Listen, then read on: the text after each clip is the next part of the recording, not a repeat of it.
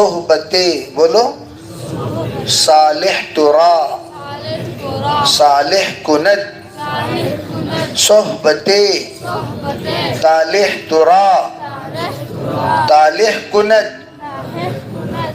صحبت صالح ترا صالح کند صحبت صالح ترا صالح کند.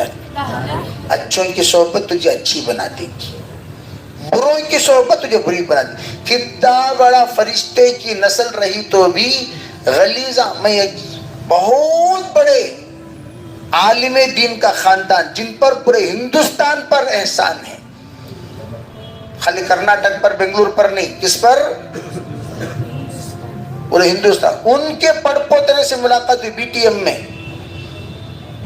میں پریشان ہوگا، نیچے اوپر دیکھ لوں گا کیا رہے نے چڈی پل لگایا ہے، یہاں تک شارٹس بنین جس میں عیسائیوں کی نشانی. حیران ہو گیا میں، اتنے بڑے عالم دین کا پڑ پوترا کا حال کیا یہ ہے؟ صحبت عیسائیوں کے ساتھ رہ کر عیسائی بن گیا. یہاں مکۃ المکرمہ میں جو مدرسہ ہے، وہاں کا فارغ، وہاں کے عالم دین، ان سے ملنے کے لیے گئے تو اللہ اکبر، شرم سے ہم لوگ سر جھکا لے کر بیٹھ گئے. پورا حال عورتوں کی تصویر سے بھرا ہوا ہے. بڑے بڑے تصویراں، بڑے بڑے تصویراں، بڑے بڑے تصویراں. مولانا کہاں ہے مولانا؟ دیکھو تو انہوں بھی چڈی شاہ. ایسی تکلیف ہوئی، اللہ حفاظت فرمائے، اللہ حفاظت فرمائے. کیا رہے قصہ کو تو اس کے ساتھ رہنے والے دو جنی عیسائی، انہوں نے لگائے، وہ عیسائیاں لگا کوئی سو. اور عیسائیوں کی ایک بڑی کمزوری کیا؟ عیسائی ہمیشہ گمراہ کرنے سے پہلے عورتوں کو گمراہی کا راستہ بناتے ہیں. کس کا راستہ بناتے ہیں؟ کیا جی کر لیجیے، کس کا راستہ بناتے ہیں؟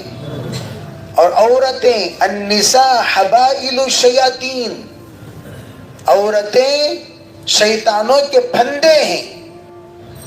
پھندا پھینکنا پھنسانا، پھندا پھینکنا پھنسانا، پھندا پھینکنا پھنسانا. اور وہاں عیسائیوں کی پھندا پھینکنے کی وجہ سے پورے لڑکیوں کی تصویریں. اور بیچارہ یہ عالم جو توپ میں تھا سو اب چٹی میں آ گیا. اور آپ کو میں ایسے ہی بتاتا ہوں، سنو، کمن ہلی میں 100 سے زیادہ شادیاں عرب نوجوانوں کی عیسائی لڑکیوں سے ہو گئی.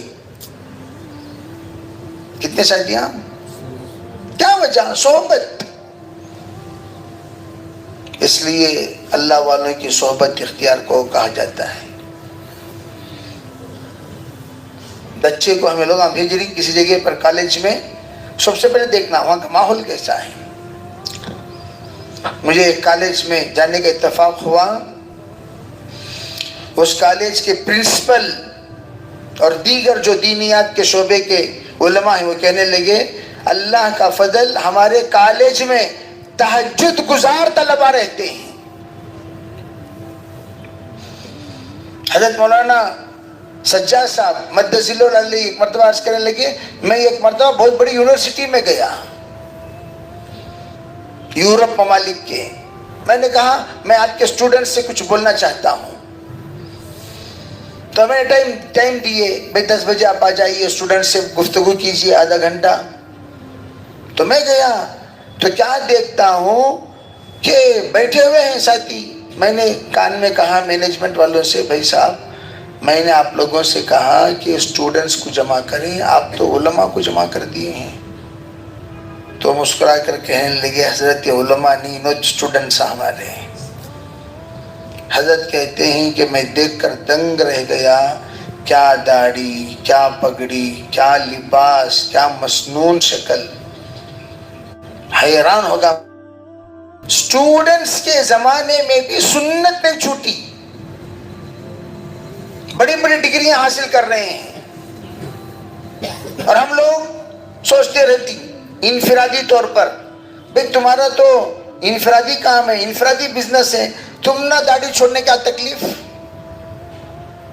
تمہارا پرائیویٹ بزنس نا جی، کونتی بھی تمہارا روک رہا، کونتی بھی روکے نہیں روکے۔